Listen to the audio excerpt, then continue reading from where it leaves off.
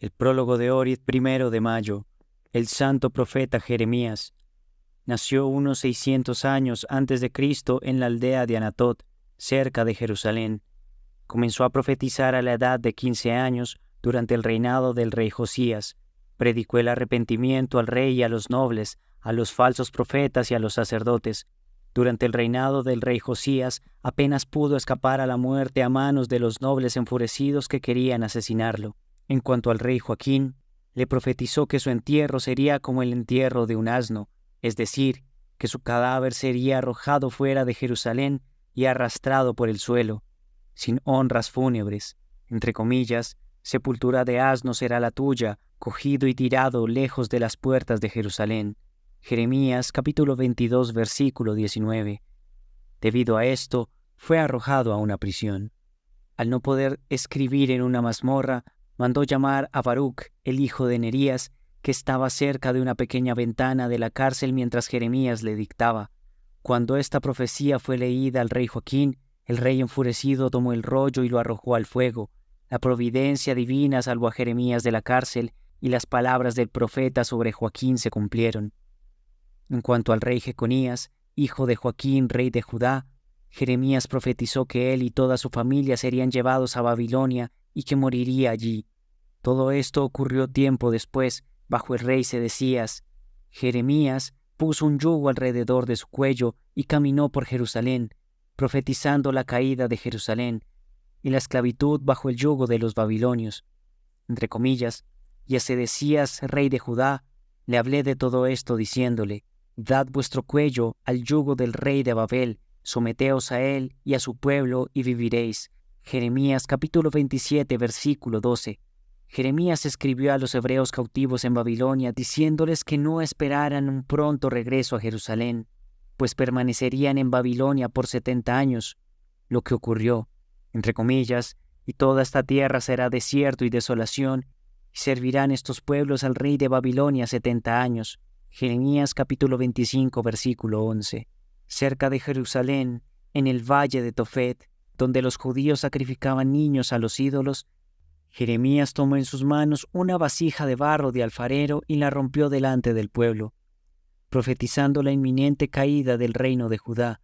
Los babilonios pronto capturaron Jerusalén, mataron al rey Sedecías, saquearon y destruyeron la ciudad y decapitaron a un gran número de judíos en el valle de Tofet, en el mismo lugar donde los niños habían sido sacrificados a los ídolos, y donde el profeta Jeremías había hecho pedazos la vasija del alfarero.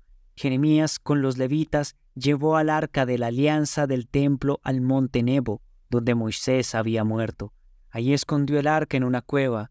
También escondió el fuego del templo en un pozo profundo. Jeremías fue forzado por algunos judíos a acompañarlos a Egipto, donde vivió durante 4 años y luego fue lapidado por sus compatriotas.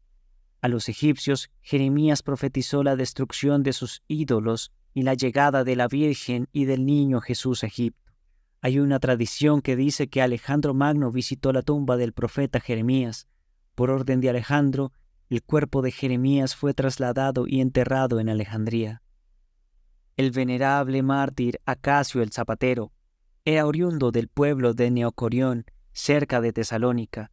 En Serres, tuvo que soportar el acoso de su maestro Acasio y terminó convirtiéndose al Islam. Más tarde, como penitente y monje, vivió en el monasterio de Ilandar en el monte Athos. Su pobre y amorosa madre le aconsejó, entre comillas: así como negaste voluntariamente al Señor, ahora debes aceptar el martirio por el dulce Jesús. El hijo siguió el consejo de su madre. Con la bendición de los padres de la Santa Montaña, Acasio viajó a Constantinopla, donde los turcos lo decapitaron el 1 de mayo de 1816. Su cabeza se conserva en un relicario en el monasterio ruso de San Panteleimon en el monte Athos.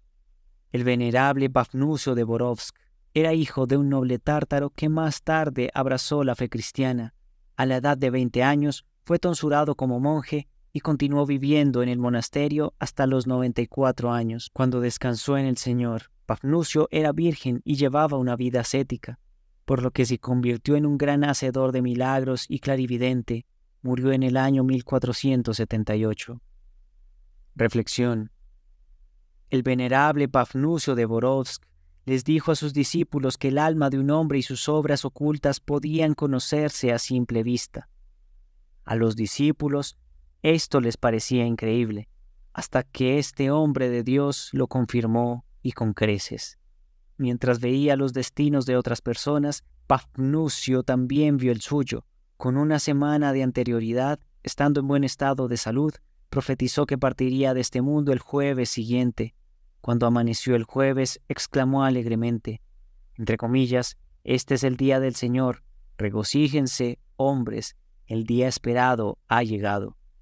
Así es como un hombre se encuentra con la muerte, cuando ese hombre ha reflexionado durante toda su vida en la separación de este mundo y en el encuentro con Dios. Contemplación.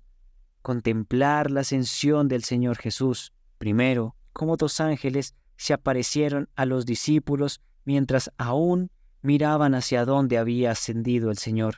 Segundo, como los ángeles proclamaron que el Señor vendría de nuevo, de la misma manera que los discípulos lo habían visto ascender al cielo. Sermón sobre el poder de la palabra del Señor. Entre comillas, ¿no es mi palabra como fuego, palabra del Señor que quema como martillo que tritura la roca? Jeremías capítulo 23, versículo 29. Sí, Señor, tu palabra es verdaderamente como fuego que calienta a los justos y quema a los injustos. Y tu palabra es verdaderamente como un martillo que tritura la dureza de piedra del corazón de un penitente y reduce a polvo el corazón del pecador impenitente. Entre comillas, ¿no ardían nuestros corazones dentro de nosotros mientras en el camino nos hablaba y nos declaraba las Escrituras? Lucas capítulo 24, versículo 32. Se preguntaban los apóstoles después de hablar con el Señor resucitado, ¿no ardían nuestros corazones dentro de nosotros mientras en el camino nos hablaba y nos declaraba las Escrituras? Lucas, capítulo 24, versículo 32. Se preguntaban los apóstoles después de hablar con el Señor resucitado. Cuando el corazón de un hombre es recto, arde con la palabra del Señor, se funde con la bondad y se expande con el amor. Sin embargo, cuando el corazón de un hombre es injusto y está endurecido por el pecado, entonces la palabra del Señor lo quema y lo vuelve aún más duro. Entre comillas, yo endureceré el corazón del faraón y multiplicaré mis señales y mis prodigios en la tierra de Egipto. Éxodo capítulo 7, versículo 13. En vano se fortifican los pecadores en sus fortalezas de piedra, en sus fortalezas de hierro, en sus fortalezas de plata y oro, y rechazan la armadura de la justicia de Dios. La palabra del Señor es como un martillo poderoso e irresistible, cuando condena esas fortalezas de piedra en las que los pecadores se refugian.